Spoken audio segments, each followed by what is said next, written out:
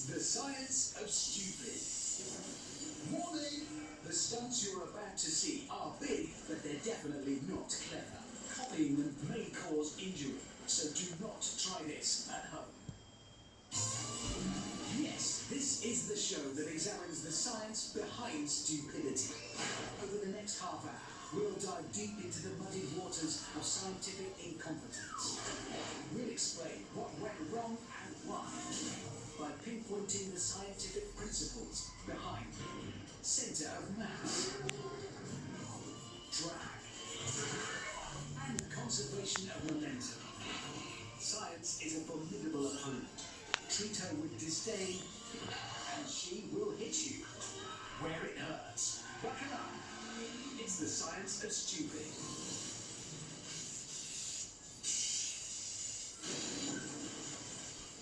In this show, we'll explore the relationship between force and perpendicular distance, between catwalk and compression forces, and what's fact and fiction when it comes to friction. But first, this.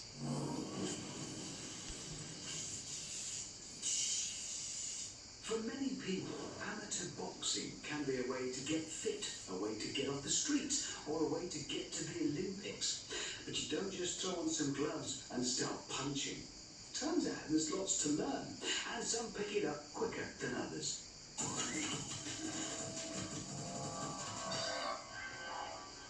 Personally, I prefer my punch served in a bowl and not below the belt. But some people see it otherwise, so it is worth setting the record straight. The perfect punch is about delivering the maximum amount of force in the shortest amount of time. Here's the science. First, he places one leg forwards for more stability. He then leans forward, making use of his upper body weight by lining up forearm, fist, and upper body for maximum force. So, essentially, it's all about technique. Get it right, and you are on your way to the Olympics. Get it wrong, and you are on your backside. Let's check out this guy's technique. Yeah, could do better. I don't think we'll be seeing him in the Olympics anytime soon. Oh, this is nice. Father and son training together. I think it's what they call tough love. Dad tried to punch slowly, but he got his weight behind it and followed through, sending his son to the floor.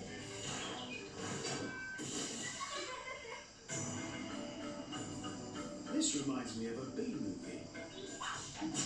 Revenge of the Punchbag. Because he doesn't follow through to send the bag further down, it springs back before he can move. Yeah, it won. It's a party. The beer and testosterone are flowing, and the guys start to think they can take punches off each other. That's why you shouldn't throw punches at a party, even when you're invited.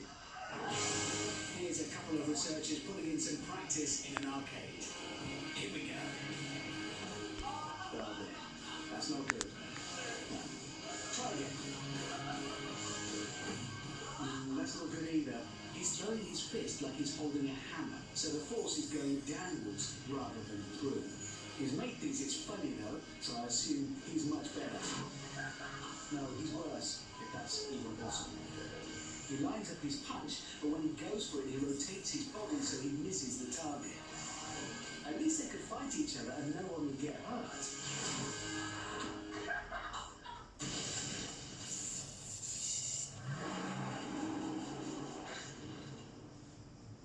I don't know what it is about tree climbing that people find so appealing.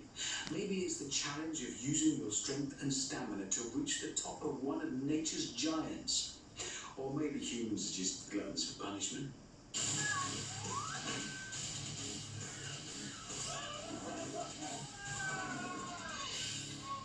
With tree climbing, only one thing is for sure. The higher you are, the harder you fall. Well, technically it's harder you land. That's the critical bit. If you want to climb trees without plummeting to the forest floor, maybe you should listen to this. A Avoid dead branches. When a branch dies, fungi breaks down the tree's cells, making it weaker. When you stand on a branch, your weight has a turning effect called a moment. If the branch isn't strong enough to take this moment, it will break. This often happens where the branch meets the tree trunk. The further away from the tree trunk you are, the bigger your perpendicular distance, so the bigger the moment. So, to stay safe, keep close to the tree and avoid dead branches. Definitely don't hang as far away from the trunk as possible. Understood? Well, it sounds like at least one of these two understands what could happen here. And it's not that one in the water. As the fisherman gets further from the trunk, the perpendicular distance increases until a moment of madness. I'm not sure exactly what he's attempting here, but I bet it wasn't that. The tree holds his weight to begin with, but as he bounces there's more force, so that moment increases.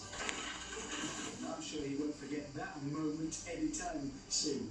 He hits the floor with a maximum force of 4,400 newtons. That's about the weight of a small cow. Ollie, go. I wonder if Ollie knows about dead branches and moments. Evidently not. This whole tree looks dead, but at least there's no branches for him to fall off. I did not see that coming. Cracking effort, though. There he is. Hit it away. That there's little pig in the tree. We need support. Lunch. A budding comedian here, it seems. Do you think that branch is dead?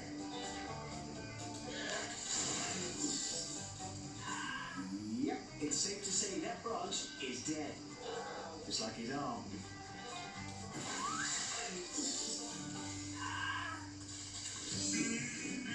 Aha, this guy has got it, keeping very close to the trunk. I like it. Oh, where are you going now? What? It was okay while his foot was on the trunk, taking some of the weight, but as he removes it, there's more downward force, so the moment increases. You might laugh, but it's no joke. You see, snowed. Sorry.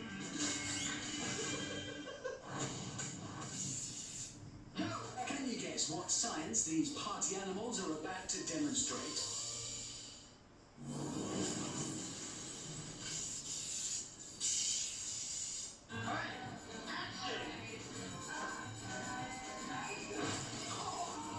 Yeah, the science on show here is pressure. Champagne in a bottle is at about 6 times normal atmospheric pressure. When the bottle is shaken or shot, the pressure inside increases, causing the cork to fire out.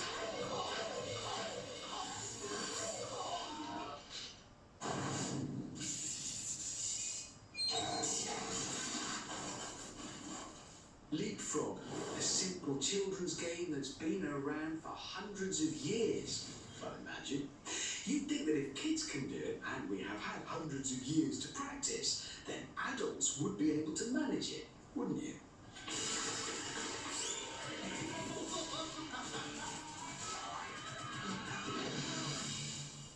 In France, they call it leap sheep. In Japan, it's known as leap horse. And in Romania, it's known as goat.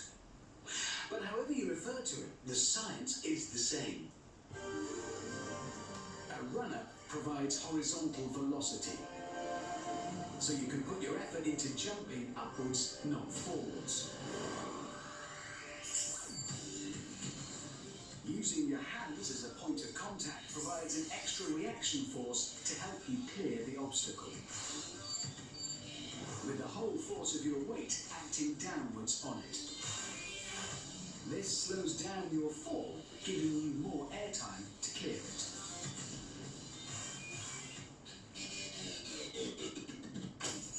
And remember those moments we mentioned earlier. Well, if you don't clear your obstacle, the force where you make contact will cause a moment, and you'll pivot head first into the ground.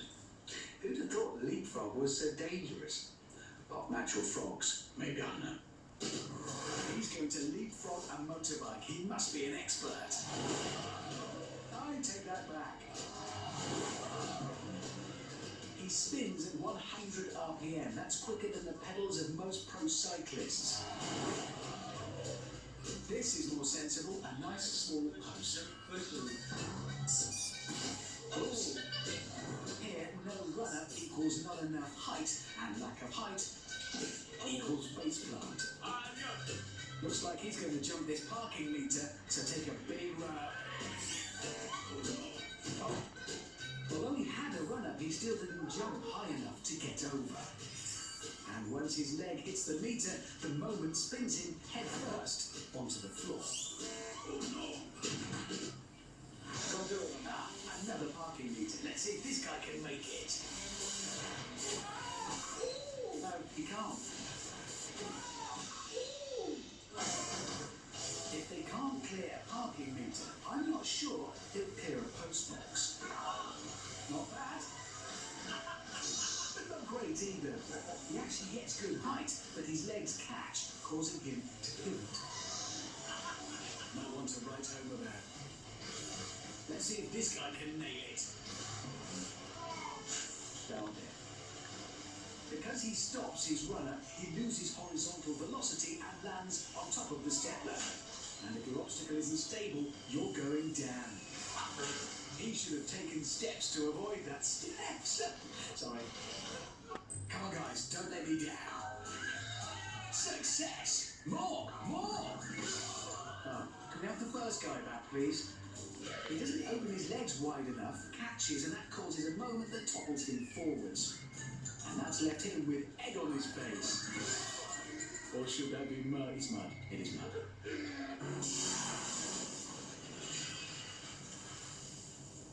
High heels have been the height of women's fashion since the First World War. They create the illusion of longer, slender legs. Standing in heels is one thing. Moving is something else. And I should know. I walked to work in these.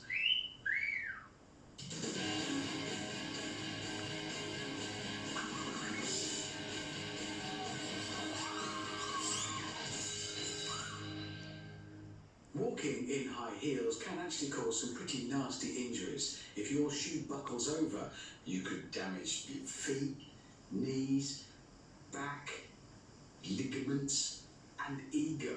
So to avoid all of that, you should consider all of this. Buckling is an instability caused by compression forces. It happens when a force compresses an object so much that it also bends out to the side. In this case, an anchor. Long objects are more likely to buckle, especially when the compressing force doesn't act perfectly down through the object. So a model with long legs walking on heels is particularly susceptible to buckle. And you thought modelling was just walking up and down looking beautiful. That pretty much is, but every day you are putting your ankles on the line. Turns out it's a hazardous line of work, people. But here's a professional model to show us how it's done. Whoa, Dad! Keep going. The show must go on. Start it out. Yeah. Okay, just take them off. Yeah, nobody noticed. I didn't. Let's see if this model has more luck. Yeah, she seems to have it all under control. Well done. Oh. It's almost as if I jinxed it somehow. Sorry. These are not only high heels, but high everythings. Let's hope she can manage them. Oh, that's a shame. She falls to the side as she puts her foot down. Then as she tries to turn, there's a horizontal force that makes her more likely to buckle. I'm surprised high heels have never taken off in men's fashion. I mean, he's styling it out, right? Yeah. Wrong. Good recovery, though. High heels are said to change the wearer's posture and make their gait more seductive. I'm guessing that's maybe not the case for her? No. Now this is seriously impressive. All of these researchers are masters at high heels. Look at that speed. Nothing can stop them. Except the floor. They all did everything right to avoid buckling, but a change in centre of gravity at the last minute sends this woman nose first into the floor. So near, but yet so far. Don't worry, she was fine.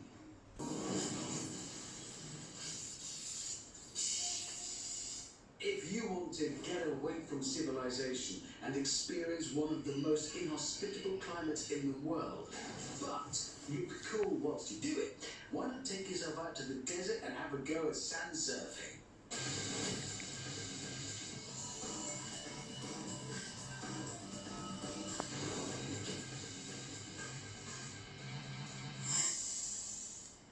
Or, if you want to lose all dignity and plummet face first down a sand dune completely out of control, why not take yourself out to the desert and have a go at sand surfing? Hardcore extreme!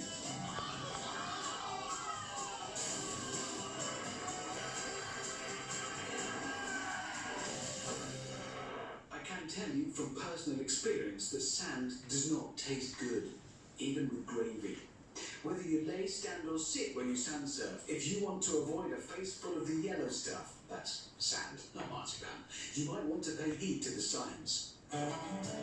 Sand is very abrasive, so the big challenge when sandboarding is to overcome friction. To do this, a boarder should keep the weight at the back to allow as much air under the board as possible. The aim is to create a high-pressure wedge of air under the board, which provides aerodynamic lubrication, reducing the friction between the board and the sand. So, to simply slide smoothly on sand, you must fend off the formidable force of friction. Easy for me to say. It wasn't. It's quite tricky. Here comes our first researcher. And there she goes. Her weight is too far forward, so there's no air wedge. Board stops. She continues forwards. So let's see how he gets on. Wait, certainly made a splash. This guy's travelling pretty quickly. He stops pretty quickly too. He was doing well until he lost his air wedge. And maybe he's cool. Now, a nice holiday. Surely, he can't go wrong here. Wow! No air wedge plus friction equals embarrassed boy. This guy looks like a pro. Check he doesn't board like one. He hits the sand with a force of 3,600 newtons. That's more than the weight of a zebra. In case you're wondering. It looks like this guy has got it. Maybe not. When the board lands, there's no air wedge, so the board stops. But the boy doesn't.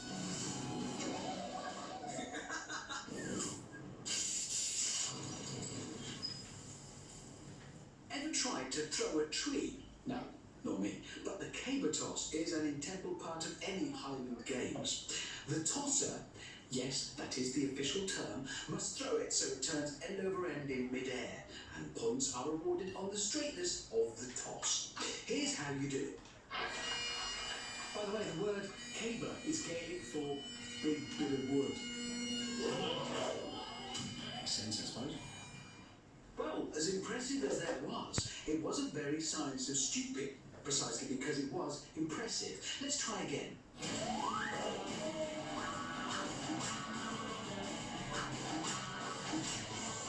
That's more like it. Cabers are generally around 20 feet long and weigh about 130 pounds. So that's a lot of wood to get up in the air. Sounds pretty difficult, so to give you every chance of success, you should probably know this. To pick the caber up without falling, he must keep his centre of gravity over his feet. A runner gives the caber a forwards velocity. When he's ready to throw, he stops running.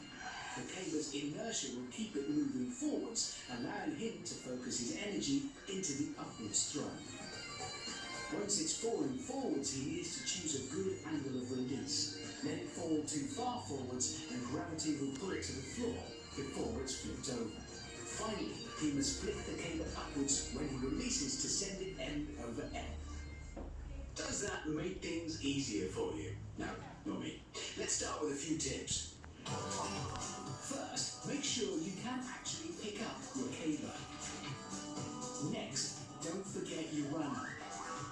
And finally, choose a good angle of release. That clears that up. Now let's see it in action. I'm looking for someone to demonstrate all that science. Hey, you, my man. No, you're not. Well, looking at the size of his muscles and that crab, I have a good feeling about this one. Though life is one constant disappointment. A snip of the caber and a late release means he's throwing it forwards rather than up.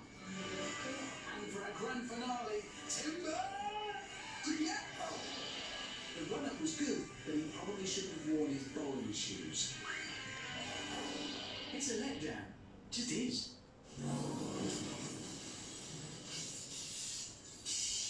Well, we've made it through another half hour of brainless blunders and mindless miscalculations. To avoid ending up like the people on this show, which is mostly hurt quite badly, I advise that you don't try any of this at home.